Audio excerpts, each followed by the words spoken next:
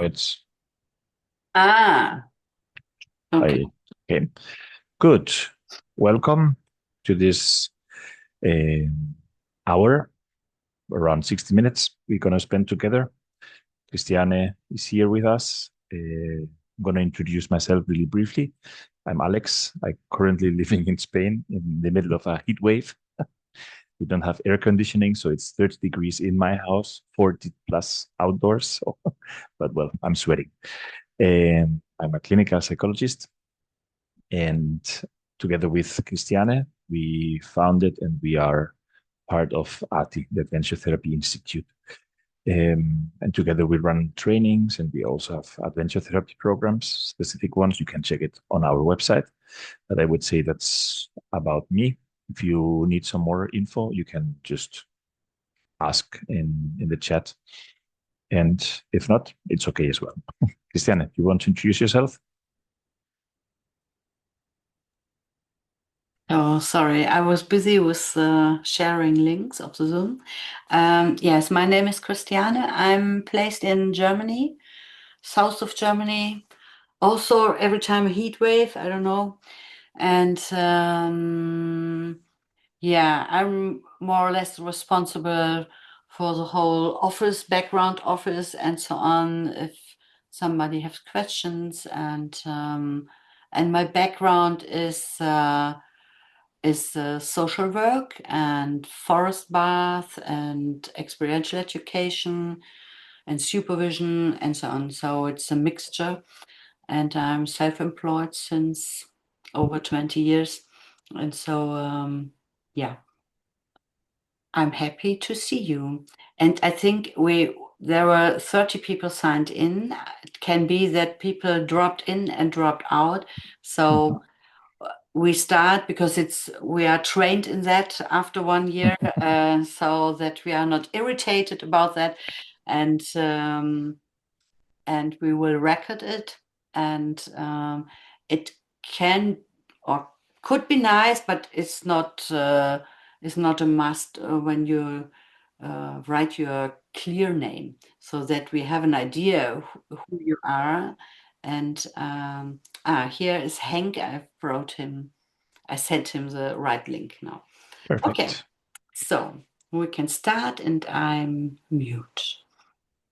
Thank you, Christiane, for being there, just in case something happens, but also she might be busy with other things, so it's also perfect. And she's heard this before.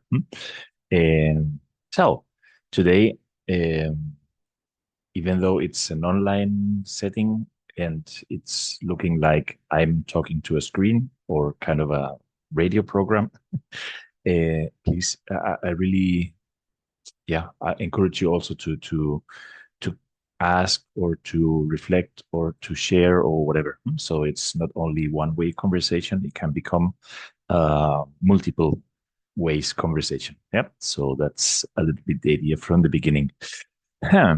And I just realized, okay, I'm gonna because you see these things happen just right away because I forgot to uh, to take out two questions. I will formulate a bit later on. That was a bit my idea. And now it's all clear. Exactly. So sorry that I was working on the PowerPoint until last minute. So I decided to change a bit. But now here we go. Again, nature as therapeutic setting or landscapes or how they have an effect on us. So I would like to start and welcome others that are joining. Hank and others, welcome. And Michelle, we just started. So you haven't missed anything. We have just started, introduced ourselves and just started. So the idea is to reflect perhaps a bit before starting in what natural environment, it's, well, a typo there, do you feel more confident, more secure, more at home, more tranquil, more whatever? And since I don't know your background, I don't know if you're a therapist or an outdoor leader or not only as a person, what would be the first question, but also as a, well, as somebody working. In my case, as a therapist, in Christiane's case, the same. So I would just invite you to reflect a bit. What natural environment makes you feel, yeah, comfortable the most? So not really confident, but comfortable or secure or safe. Just a minute there. Perhaps it's easy for you. And also this other question, what do you like to work better? Where do you feel more confident? Where do you feel more secure also working? We were a month and a half ago at the Gate. The Gate is the gathering for adventure therapy. It was in Belgium this time, sorry. Next time will be in 2 years' time in Ireland, also together with the international. But all this was to say that during the Gate, during this gathering, there was an experience day, and people could choose where to go. It was really nice also to discover, wow, I'm going to go to a cave because it's not a safe space for me. So, well, there's something I will learn from myself, or I love to be climbing, so I'll go climbing, or to the ferrata, or I'll go with Christiane with into the forest. She did a workshop there. So, yeah, where is it where you feel more comfortable? And perhaps also the other way, where is it where you feel more anxious?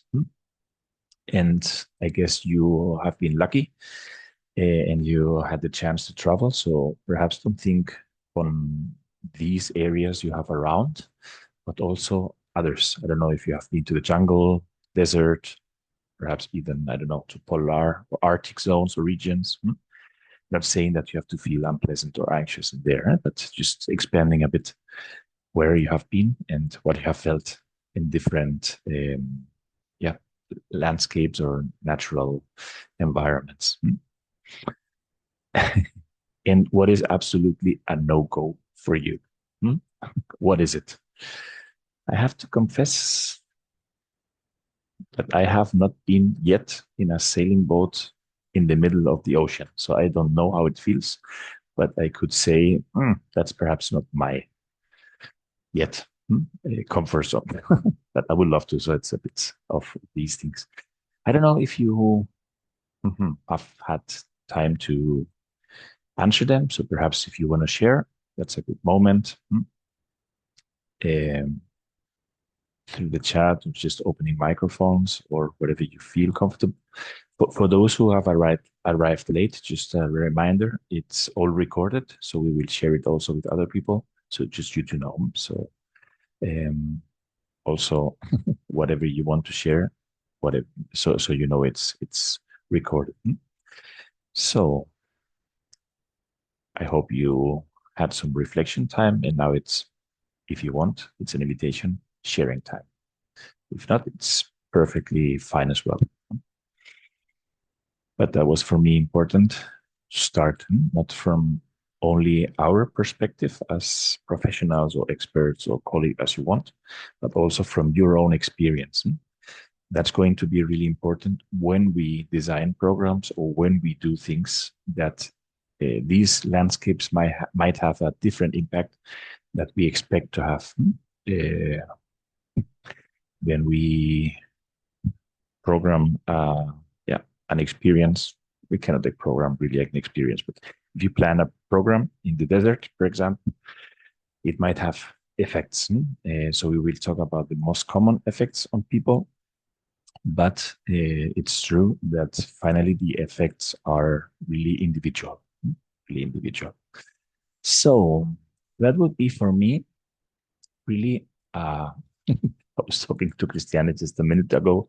I need some holidays, and that would be for me the perfect spot to have holidays. Just in the woods, a wooden cabin, perhaps getting chilly at night. Not like here. We had 28 degrees yesterday night. Wow. So that's not my environment, really, in the summer. So I think that would be really what I would, where I would like to go. Might look like Finland or perhaps even Norway, places I know. Canada. But perhaps you know other places. But that would be really a place where me right right now in this precise moment would be a really good place really to go. There is something there, what yeah, mm, cheers me up or makes me feel more grounded, or where I really feel connected to the earth and to the place, to space and place.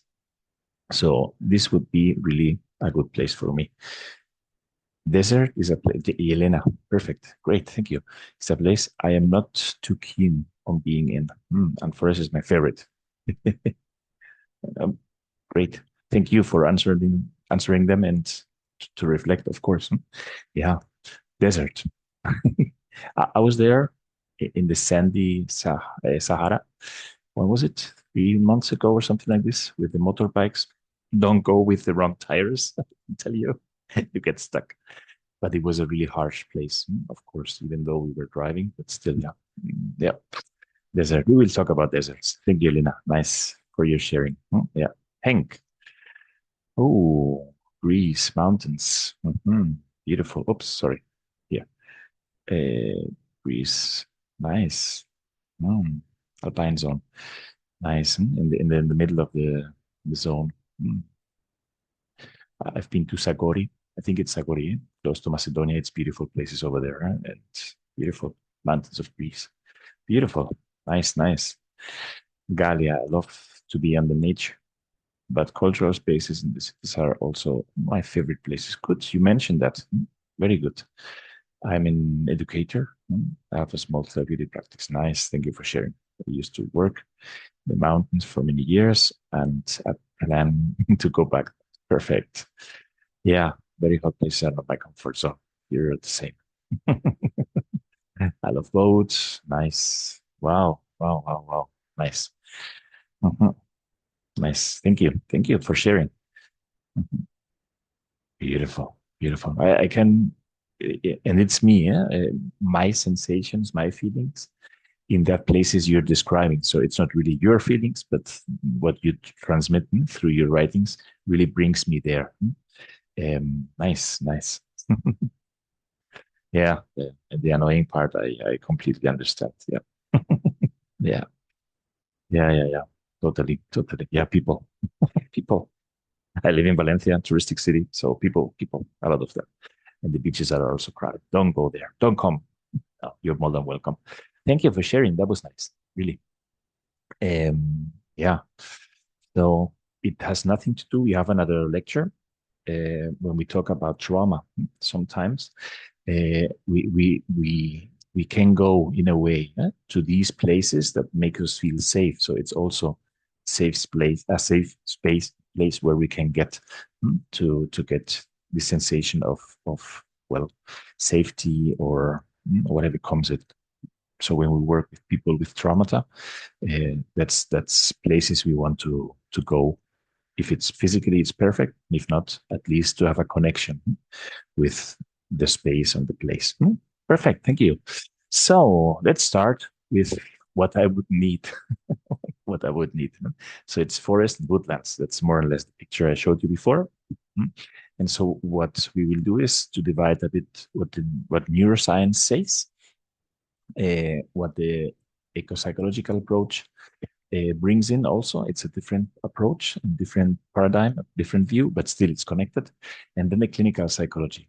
We like to divide it because, well, there is a lot of evidence more and more about neuroscience, which we really bring into the clinical practice we do. And also the psychological, sorry, perspective approach. It's a bit broader, and sometimes it's more connected also with social-cultural aspects and so on. So it's nice that we have these views to complement the different perspectives, but they are linked. So what is it usually what we feel in forests and woodlands? And I say usually on purpose, because you can imagine for somebody that has had to flee through the woods, had to hide, is in war. So perhaps it's not calming and grounding at all. So it might trigger something. But that's the reason I'm saying general aspects. But as I said at the start, so sometimes, well, always we have to really be careful, take care of whatever might happen to the participants. We're doing just a program. Well, we will suspend it. We'll have another. We're working now with a group of immigrants here in Spain, from Valencia, and it's the first time with a group, and we well opened up the possibility to work outdoors, which won't be possible because we have this heat wave, so we have to change the place on Thursday. Um, Actually, they banned us to go to the forest. It's too dangerous. That's the reason, even though it's colder there, but because of fires and wildfires and so on. But I'm saying this because we had this session last week, and there was somebody triggered already in this forest we have here. So we have to be really aware. So what is neuroscience saying? So, perhaps prefrontal cortex is this region we have here where our brain is, and what is responsible for rumination. Rumination means to let the cows to eat and digest in the two stomachs they have. So it's like thinking and rethinking. That's rumination, overthinking. So exposure to forests has been shown to reduce the activity of this part of the brain, which is great. It is great. This resting affects also going into this more meditative and restorative state. And usually also the forest boosts the parasympathetic nervous system. So what it does is promoting relaxation. And there is a lot of science behind it already. And the expert here is, of course, Christiane. She's a forest therapist, so she has a lot of information on all this and how it affects in our whole system, actually. Um, so here, from this eco-psychological approach, what we would introduce here is the element of ancestral roots. For us, I'm talking now as I live in Spain, but I'm a German. For us as Germans, these kind of forests, they might be, allow us to make a bridge on from our ancestors. My partner, she's from Spain. These kind of forests, I believe they're not really connected to her, I would say, um, genes in that sense. So here in these kind of forests, in my case personally, I feel really connected to actually tradition, to my roots in a way. I had this first experience when I was a teenager doing a training in Germany. And all of a sudden, because I didn't walk that much in this kind of forest, I was so calm. I slept under a tree, and well, it was a really beautiful moment. So, where we belong, what landscape affects us might be also in our genes, in our epigenetic as well. Here, of course, it's difficult to demonstrate in an empirical way, but still, what we feel, it's also true. Let's say that one. Yeah, and you might have heard from well different um, oh, um, researches and so on. So when we get away from nature, then diseases might appear and so on. So distress appears when I'm away from nature, when I'm not connected to nature, and mostly also to these kind of experiences in the forest. Yeah. Um, Here, clinical psychology more and more is proving that all stress and mood related disorders, anxiety, depression, dysthymia, burnout, all these well diseases. Even I don't like the name. They have these forests, these landscape have an impact in their in patients' mood, patients' recovery, actually. And you know why. Well, if not, I'll tell you, the fresh air, the sounds. There's a beautiful study about the birds, that birds are really connected deeply with our genes. So if we listen to birds, it is really, there's a lot of research there that our parasympathetic system, again, it lowers. So we are more relaxed in that sense. sorry, which promotes in that sense emotional regulation, and also again our rumination stops, well, stops, lowers.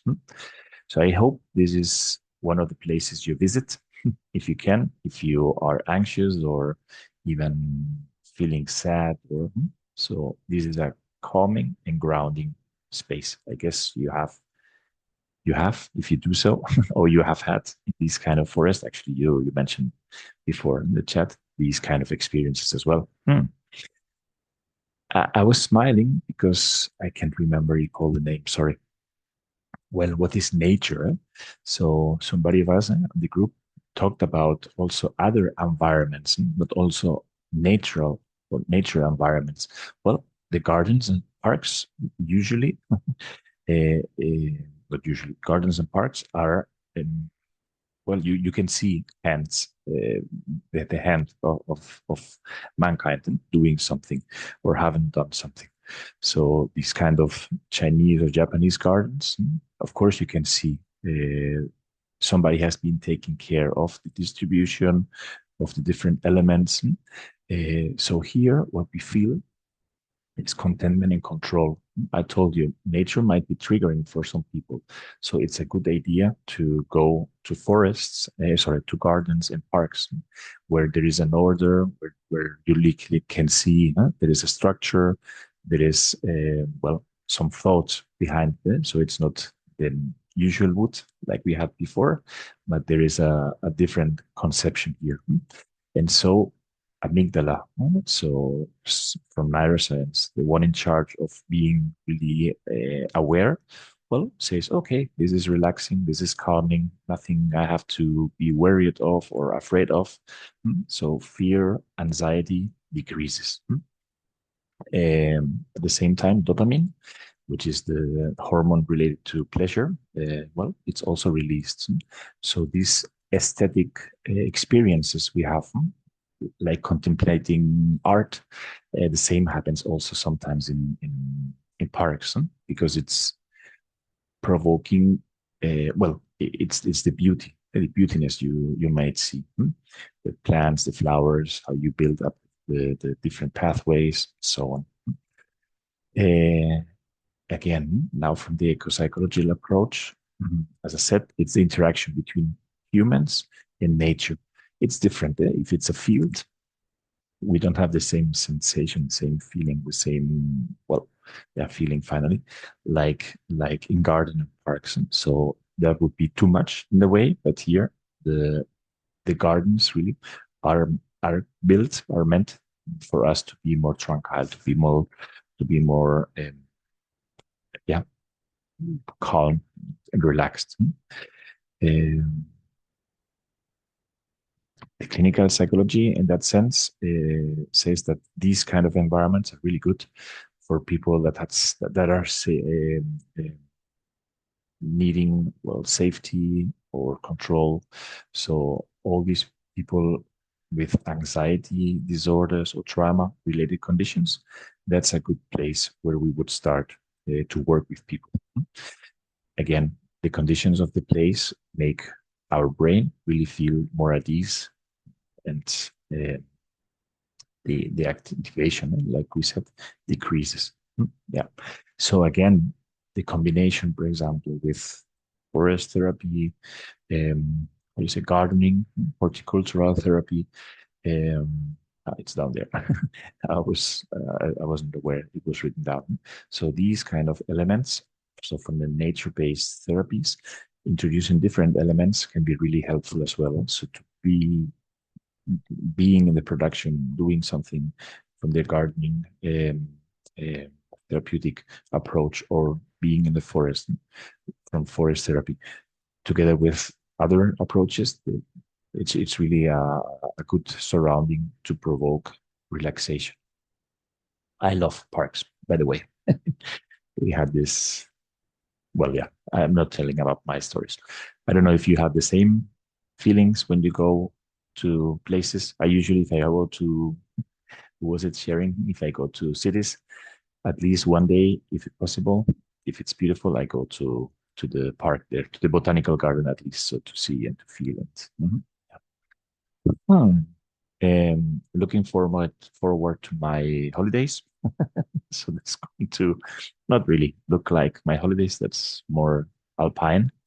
Um, for me, this time won't be that gray, but grayish, a bit hillier and not too mountainish. But again, here, mountains and hills, what it provokes is the feeling of empowerment, the feeling of perspective, to be somewhere up, to well, to feel the elements in a different way, to be on top of something. You can, well, really, the words really describe this way of being empowered.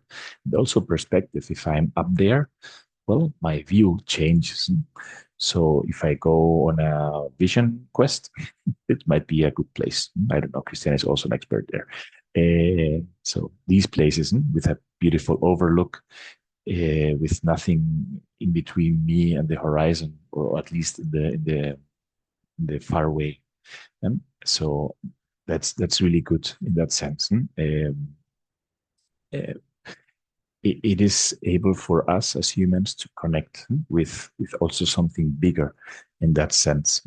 So even uh, well, why are churches built on top of the mountains? Because they're sacred spaces, because it empowers people, because they gives you also perspective, because you're closer to the spirituality, might be God or other spiritual um, beliefs, not mm, no question here.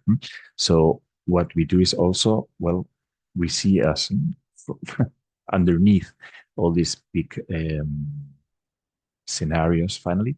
So well, it also provokes us, hopefully, humility and gratitude being in these places. Yeah. So, well, again, and hiking and being active, of course, it also liberates, releases endorphins, which makes us also feel better. So exercise also, which is a must here. You have to go up and down. Well, you can take a lift, of course, but in that sense, if you hike, then these things also happen. And I mixed the both neuroscience a little bit with ecopsychology. So, well, this is it. When I'm top with something, it helps also, perhaps with more perspective and clarity, seeing what is in front of me, so I perhaps can take better decisions also with my life, future, whatever is going in. So usually the going farther means not only farther, but also the journey towards myself, yourself. And if you hike for some days in the mountain, usually that happens. You have this view where you're going, but still, since you're not getting there, there is all this process, internal process, in touch with yourself, with your feelings, with your thoughts, so on. Yeah. So yeah, I won't talk about clinical psychology. I'll skip, since um, I'm also aware of time. In the sea, somebody, well, I talked about the sea before, but well, that's at least for me a big challenge, and not for everybody, as I read in the. But how could I make that for others? So that's also a question. Perhaps you can reflect now, later. So how do I do, as a, doesn't matter, therapist or an outdoor leader? How do I do? How do I create a safe space? Wow, so many typos today here. Sorry. Safe space. Sure, doesn't exist. Safe space. How do you think? Uh, wow, there is not really proper English. What the question was about? Actually, I'm not feeling too good today. What the question was about is, how do I do, as a facilitator, as a therapist? How do I do to make people, well, comfortable or safe in places like the sea, for example, usually where there's a lot of, sorry, the horizon is there all around you. And for me, at least in that case, it would be at least provoking some anxiety. So the idea is to reflect a little bit, and I'll leave you a moment alone. I'll be still, I promise. how do I do as a facilitator in these environments, like in the sea, for others to feel safe? I said I'm going to be still, but I cannot.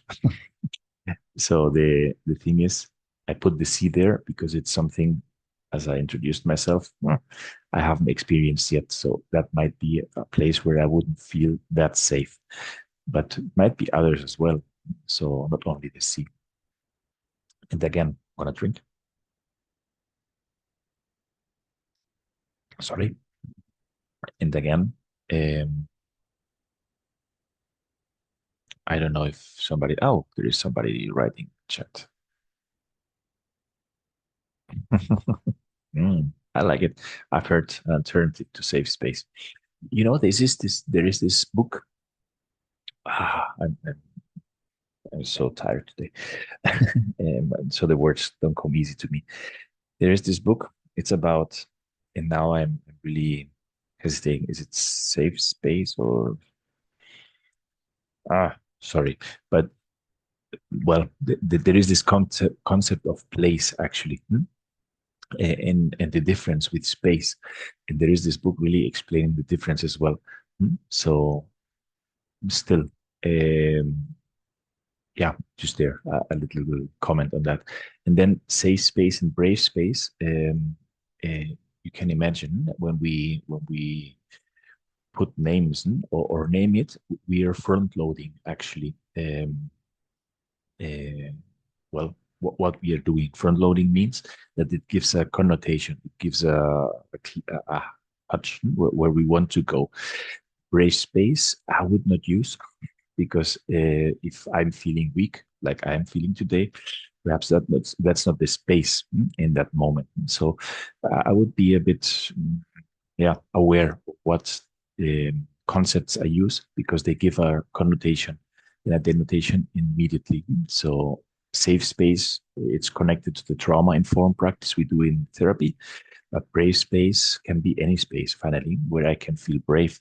And that might be in a river, that might be somewhere else. So, but it's really depending on myself. So, sorry, you're just a little reflection. Yeah. Thank you, Kali. Well, thank you, Yelena. Thank you, Kali, also for your comment. I think the openness and the possibility of dangers can be a starting point to connect. Okay. hmm From there you go. Yeah, yeah. Nice. Well, nice. Great. The openness, the sea or the openness in other environments, natural spaces, of course, openness. When we work with groups, the first thing we want to make sure is that they feel safe also emotionally. So they can be open this in the way of sharing whatever is happening in them, within them, so on. So openness for me, yeah, would be one of the points. And you mean the openness also of the sea, of course, yeah. Mhm. Perhaps you have heard about the model of zones of comfort, the comfort zone model. So what we don't want is people to go into the panic zone. So danger for me finally goes really fast to this panic zone. And in panic zone, people don't learn, people don't change, people don't, they just react. So, well, I'm talking about Alex right now. If I should go on a sailing boat trip expedition, I hope first days it's just calm and tranquil sea. But if there's a storm or something like this, I don't know how I would react. I would react out of panic, out of danger. So what we will try to do is to put people in safe space to really to learn to be able to change. Yeah. Mhm. Hank, sorry, I'm gonna open up a bit more here. Brave refugees who had trauma. Exactly. See a mountain crossing. Wow. Can be triggering. Exactly. Yeah. Yeah. I'm reading. Nice. Nice. You're putting this exactly. Yeah. Exactly. If we provide these spaces for them to explore the beach or the sea, as you said, actually, we're going to talk about the coastal land just right away. Exactly. Where they can explore, where they can play, where they can feel calm and still there is some challenge there. This is exactly the place where they can be brave. Finally, it's, and I'm going to the coastal, the oceanfront areas. Exactly. And here is again the word that somebody of you used, the openness. Exactly. And also the brave space, I understand there as well. Thank you. Thank you. Exactly. Yeah. Great. And it's different. The open sea, as we talked before, with the coastal and oceanfront areas. Um, we selected some. There are many other natural landscapes. It would be crazy to go through all of them, but well, at least this is one we do sometimes programs here. Really next to the coast. So sometimes to sit, we had a program in Corfu with Albanian refugees as well some time ago. And exactly for them to look from Corfu to from the sea line to their country and so on. Well, well, they were more open to talk about what was going on in them and so on. Yeah, yeah. Mhm. So again, if we are usually next to the water, our brain produces serotonin, another neurotransmitter associated in that sense with feeling of well-being and also happiness. So usually, if it's a sunny day, uh, warm day, not too much wind, so usually what we will feel is well-being, at least happiness. Perhaps it's a bit too much, but at least well-being. And the stimulus of the visual, so looking into the horizon, watching the seas, how they go to the shore. These activates well a network in the brain, which is involved also in introspection. Many times when we do assignments, or I do therapy sessions, I bring patients, I call them patients, to the sea for them to go deeper in their introspection. So this sound and this rhythm finally fosters well relaxation, but also um, yeah nourishes this introspection. Yeah, psychology in that sense, what it does is usually symbolizes the flow of life and emotions. So here we see more the whole coming and going. As you know, emotions come, sometimes we process, sometimes we don't, and they turn away. That's also really Buddhistic, but nothing is permanent. Everything comes and goes here as well. So we really see it, how the sea comes to the shore and goes back. And it's really also linked to inner states with the body. So we digest better, but well, that's a different thing. And usually, being near water allows clients also to attune good or not better only, yeah, but really good with natural rhythms and also with fluidity. Sorry, with emotions. I've had the experience with people who have been stuck in mostly grief processes, working next to the sea, allowed them to at least go a bit deeper in their process and to go a bit farther in the process as well. Yeah. And also, I don't know if you're familiar with well, with Kabat-Zinn. He's talking about mindfulness, stress reduction.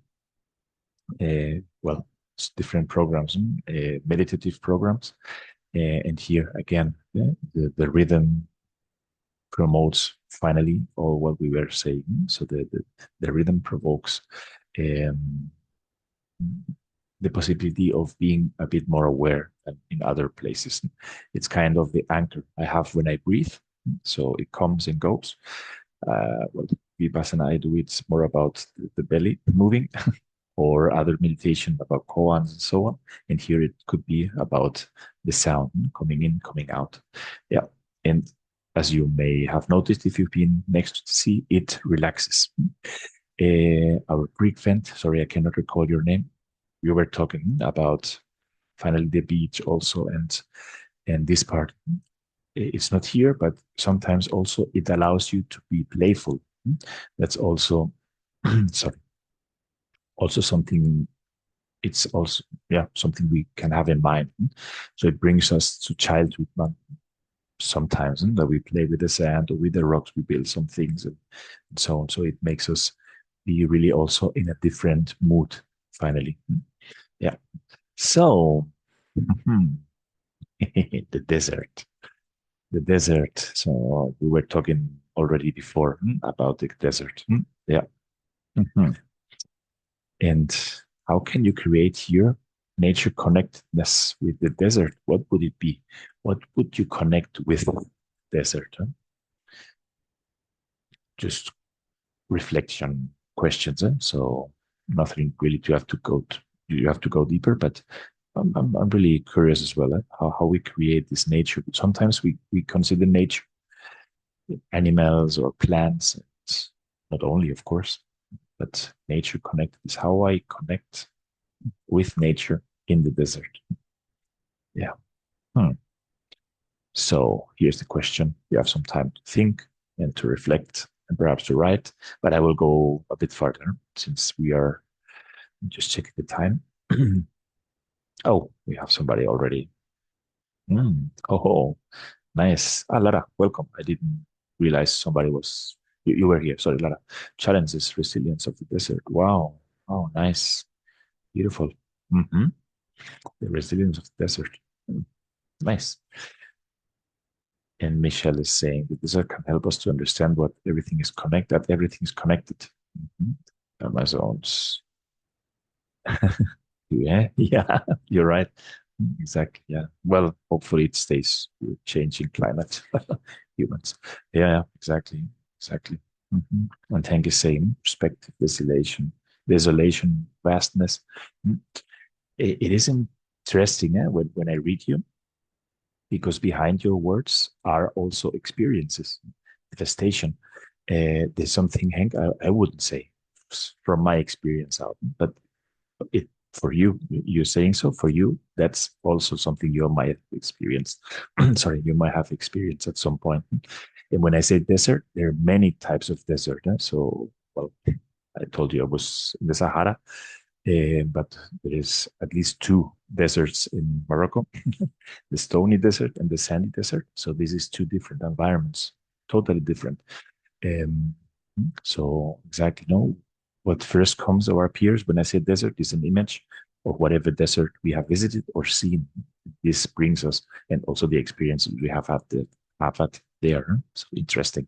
Thank you. So the desert usually is a place for solitudes and introspection. It's the me connected with, well, what is there. In what is there? Of course, there is life, even we don't see it sometimes. But well, the dunes, they move, for example, in that picture here. But of course, it's me in a vast, somebody put in the chat, vast region. So, well, and this promotes a lot of introspection. Actually, in another life, I studied religions.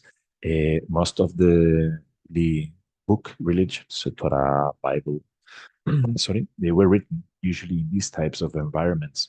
So these people writing or reflecting or studying, they were usually isolated in deserts as well.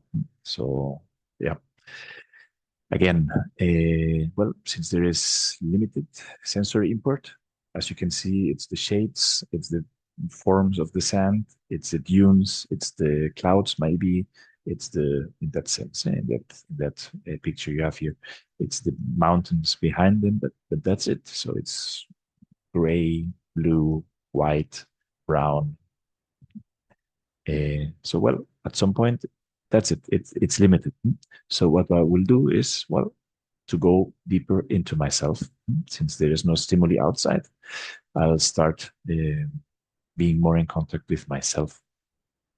So the lack of external distraction allows usually for deeper cognitive processing and introspection. Yeah. And well, it's kind of a reset effect. Yeah. Again, so existential crisis. And now I'm going to the eco-psychological part. Well, 40 days spent in the desert. That's the Bible.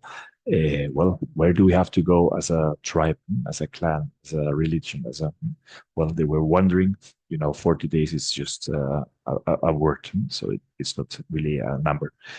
So incountable time.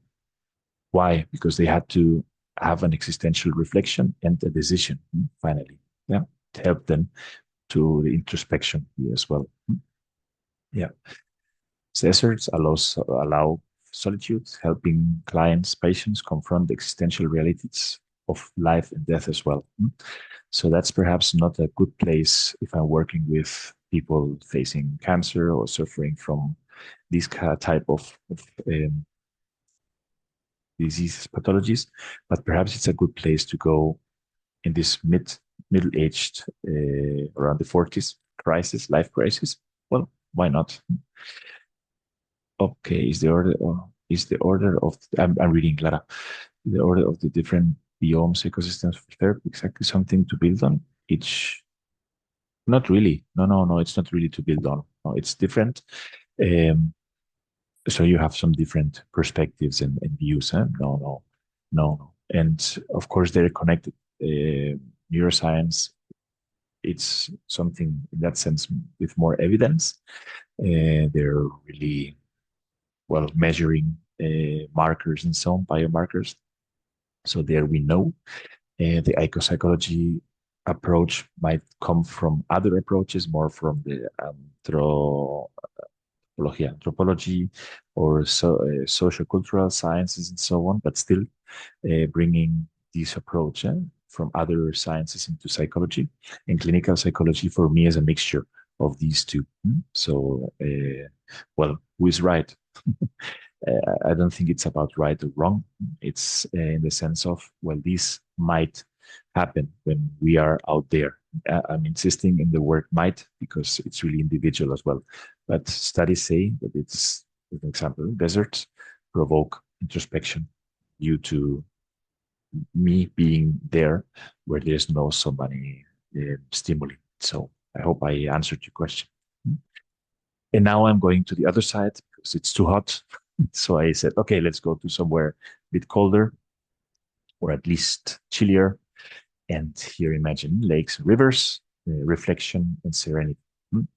Again, water calms down if it's these kind of streams. There are other kind of streams and other. We had these big floodings in Valencia a long year and a half ago, a bit longer. So with these people that had faced trauma, it is also important when we do programs with them to be well approaching streams, not really big occurrence. So again, we have to be real aware. And what we do is reduce again the sympathetic nervous system. Um, and again, what we do when we face or we sit next to big rivers, what it provokes is again reflection. Sorry, like here the picture. So what you can do is also these solo assignments or these assignments of going deeper in yourself. These are good places as well. And usually, again, if it's calm waters, it also brings you serenity. From ecology, well, there is this beautiful activity, the river of life, for example. Well, rivers exactly can be used as a metaphor. It's not really a metaphor, but at least as something to work on your biographical work. Finally, where I come from, how I developed, and where I will end in that sense. And well, if it's still water, it's a bit different. So it's well, finally somewhere you can reflect. Yeah. Sorry, and I think that's almost it. Freedom, joy, happiness, playfulness. When I was a kid, we had Heidi, these cartoons where she was always playing in the prairies and the mountains and so on. So that's a bit my idea of meadows and open fields. Freedom, anticipation, pleasure. And it's also where I can rest. I can just lay on the ground. There's these bees or these insects around still, not too overstimulating, but enough to get out of my rumination, of my thinking, perhaps. Again, meadows are open spaces, freedom, and where you can expand yourself also. So, finally, what you usually can get there is these feelings of being a child again and being more open to play and to, well, and to be more in connection with these pleasant feelings like joy or happiness and so on. Yeah, I don't know if you had the same feelings or not, but here, Peter Kamenzind, it's a beautiful, well, I like it, a book from Hermann Hesse. Well, which books? What books have you read? What story falls in these settings, in the Paris, well, that's related to the last landscape, no? Perhaps others. I'm thinking about other books I have up there. The Voices of the Desert from Morgan. It's a desert. It's about this, also this seeking, this existential question. But it's interesting also to see what to review. What books have you read? What stories were there? If they're matching the what we said here, what we shared, or or not.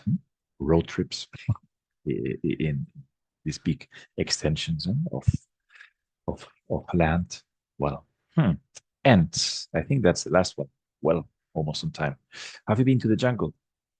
So jungle is not a place for people with ADHD. There is too many stimuli. It's a lot of stimulation, a lot of inputs, a lot of our senses are just open to sounds, to colors, to um, how you say, sorry, smells. Exactly. Well, when you walk there, you have to be really aware because the our the land is not flat. So it's a lot of information and it's really difficult there also, if you're not used to it, of course, to emotional regulation. So rainforests are really complex in the sense of us being or feeling comfortable there, unless we're really used to it, of course. Um, but again, related to the feeling of awareness, there you are, or you have to be aware, when you walk, when you sit, the sense of colors or sounds, or smells, or these things make you really usually um, ground in a way. So you're not able to escape from reality. You cannot go and think like you were, I don't know, playing in the grasses, in the meadows. Here you have to be really in the here and now. And yeah, ecopsychology says, or at least brings in the point of view of richness and life. And again, you also mentioned the interconnectedness, connectedness of living beings. Here, of course, we see the richness in life. We might see a fallen tree, dead tree, a sprout coming out, animals eating, whatever. So here we see cycles, a lot of cycles. Well, oh, was not the last. I guess this is the last because I am really looking forward to to a snowy place. And here, of course, we feel calm and renewal in the sense also calm because there's no too many stimuli like we have in the desert in that sense. So less stimulation. And the renewal has to do with what comes next, the winter. So we're preparing after the winter, the spring brings again, well, new sprouts, grass, life, and so on. So it's also really present, the cycles or the rhythms of nature when we are in quiet, snowy places. And that's how I feel. That was one of the last preparations here. That's how I feel right now. Really hot. And, well, it's not too dark yet, but yeah. And uh, well, I don't know if you were aware or not, just a comment on that. There is this training where we will do some activities also to connect and reconnect and well, connectedness with nature in Bulgaria, the end of sorry, the end of August, but no advertisement here. And you can read also these two guides. You can really find them easily if you search. So this is something we really recommend you to well to search if you want to read something more how we connect and also the association between nature, exposure, and health. And this would be it from my side. 2001 here in Spain at least. And I don't know if you have any questions. I'm more than welcome to answer them, to share, to reflect on whatever. And I'm reading you in the chat. Lara, but I need to drink first. Sorry.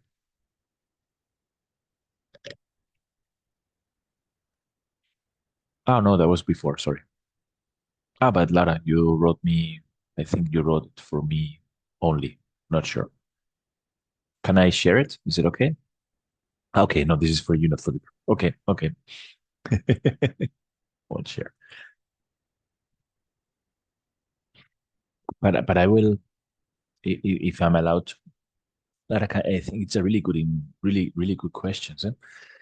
Actually, of course, if we plan, I don't know, in 2 weeks' time, we have a project. We will spend 5 days with a group of youngsters outdoors, but we don't control the outdoors. So there might be, well, happening some things. So we have to deal with whatever happens. Uh, exactly. No, what happens if there is storm, for example, or a heat wave like we have today? Yeah? So it, of course, it affects heat in that sense. It really lowers us. So we're not able really to be functioning in the brain. We cannot reflect that much. We cannot move that fast. And so we have to adapt. Just talking about brain, not too much the landscape in that sense. Hey, about the heat, not the landscape itself. But yeah, whatever nature brings, it affects the group. Of course, I told you, work a lot here with these youngsters. They're well, they had this problem of the floodings here in Valencia. So if they perceive that the clouds are coming, it's getting grayer, it really affects them. Not even the rain, but just only the difference in the clouds or even the difference with the light. So they keep, well, they're not aware most of the times, but you can see how they get really more stiff in their holds and in their bodies and so on. So of course that happens. Yeah. So one of the first questions well, I guess no, I asked you is where do you feel comfortable? Because nature also brings these things, rain, storms, thunderstorms. So that's also something, of course, we can check the weather forecast, but a storm can come in. If I'm 5 days on a expedition, that might affect. Lara, go for it. So, so what I mean, well, thank you. What I mean is, would you ever use like a storm as a way of a therapy, even though it doesn't evoke calm? Like, how would you integrate that? Wow. That's even a better question. Wow. Of course, if it's happening, it's happening. So I have to deal with it with the participants or with the group. And it would be part, of course, of the intervention as well. So I cannot skip it or avoid it. Of course, I would deal with it more and more. I'm going to this vision. I'm thinking about experiences I had in the US while being in the wilderness therapy programs, which was a different approach. But more and more, our approach is trauma informed. That means that what I will seek always is for them to feel safe, to guarantee safety, emotional safety with clients. So that means if thunder is coming, of course, I will go from the top of the mountains downhill, safety, the physical safety, but also I will look for shelter or we will build shelter or whatever. So I would try to get people feel safe in a fast way first, and also in a meaningful way for them as well. It might be the group, it might be only with a tarp and feeling real near with others, but this is what I would seek. Finally, of course, in these kind of conditions. Not that I would use it. I don't know if you asked like this, but of course it's happening. So I have to make something with it and with the group. In trauma, also what we do is a lot to give agency also to the participants. So I would ask what they need. Because again, it's not me bringing to safety, but also finding ways for them to feel safe and to have agency also in decision making. So that's something I would also put out there in the group, not to provoke a big reflection group. The storm is coming, but at least to give them a chance to decide together what can we do. Or yeah, it's true we're not doing so many right now, so many groups expeditionary. Also, climate is changing and so on, so it's more and more difficult here with heat waves. And usually, the periods we had groups before, so we're changing also. What we do is usually to have a base camp, and then we do 2-day trips. And so I know where safety, and they also know where safety is. So there's also something we changed in our way of proceeding here in Spain, at least in this part of Spain. Good question. Thank you, Lara. Great. Thank you. I'm reading what Hank. Yeah, that's a good question, Hank. You're totally right. Yeah, what? Not really sure how to answer. You have what you have. It's the cards you have. You play with the cards you have, of course. Um, we have this program. It's called Pathfinder, ATI Together with Terapia Ventura, where youngsters, grown-ups, face some kind of problems. And what we do is there we have the capability to choose a little bit where this program might happen. So the first one we had in north part of Spain was wintertime, so it couldn't be farther away in the north, too cold. But still, what we provided is the good enough experience with his expectations and our possibilities mixed together for him to face some challenges out in nature. So they went for the Camino de Santiago part of it, did some hiking in the Picos de Europa, which is a big mountain area also in the north of Spain. There was weather changing, so they had to go to a cabin for some days. So that's how we operated. And that, in that sense, in that program, we had another request where a youngster from Vietnam was coming, and he would designed because he was really keen also to do a road trip and other things. He was looking a bit more for autonomy in his life. And so we were providing these landscapes with open water. So next to the coastal line, here again, we could decide where this could happen. But well, if not, then it's what you have, and you do the best with whatever you have. Yeah, hope I could reply. Yeah. And Yelena, you have to be fit. You have to be fit. Not only physically, yeah? Of course, you have to be fit. If you're walking up some mountains or you're climbing up with participants, of course, that means when I talked before or asked you before where you feel safe, it means also safe in you, your embodied feeling of safety. I had a surgery, I think it was 2 years ago, on my ankles. And just after recovery, I went to Colombia for a training. I wasn't feeling that safe. The program was not well. It was great, but we had a night. Was a training program. We had a night hike, and I could feel I'm not there where I had to be with the group.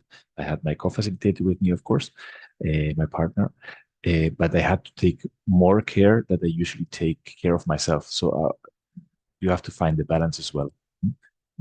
Here's an example. So you have to be fit, of course. So you have your full attention together with your attention, of course, but also with the group. So it's not, oof, I'm scared. I'm really comfortable, for example, in how you call them, in canyoning. I have a lot of experience canyoning, but you have to be, well, comfortable in a rappel, looking others, being cold, whatever. So yeah, you also going to Hank your yard, you also choose places where you are comfortable as well. So it's a mixture of both. You have to know your own limits as well there, your no-goes. Exactly. Yeah. Yeah. And exactly, yeah. And what we usually do when we work with individuals or groups, not really with groups, but individuals, when we do one-on-one therapy, we ask them as well where they feel more comfortable, what is it what they want to explore perhaps. But again, remember, not going out to the panic zone. So if I'm afraid of heights, I won't go on a ferrata then with them. So that's important. Nice questions. I love it. Thank you so much. Thank you. Thank you. Yeah, I don't know if there's anything else. It's already 10 past, but as you can see, we're really flexible here. So we love your comments and and whatever questions you have. As you know, so it's recorded. It will be you say it will be shared also with you once we put it out in our YouTube channel. And if some other questions might arise, don't hesitate. Send us an email and we can have a chat, whatever. That's also really possible. Yep. So thank you really so much for being here. Whatever time it is in your time zone. Thank you. I don't know, Christiane, if you want to say something. Yes, I Ah, want yeah. to say something because I was a little bit busy in the background because I made the the certifications for you and I mailed it. And if I made a mistake with your names, so because sometimes I have no clear names here, but I was searching your normal clear Registration. name and no, and so I made it now. If you have something that we can change, then write an email again. But I'm away the next 10 days, so I cannot do something. It's the last evening today, so yeah. But when you write a mail, it's easier. Then I can work in the mail account all the questions or what you have. So Great. yeah. Thank you, Christiane. And What I I will think do is I saw that some of you are also in the next online lecture. I think that's right. Yeah. Okay. It was like a wave in the last week. So lecture 6, 7, 8, I don't know, nice. till December. Yeah, Alex, in December you also have participants. Great. Perfect. Yeah, Welcome. right. Welcome. Exactly. Welcome. Yeah. Um, Yelena was asking if we can stop recording. We'll stop recording and Oh we yes. have another question of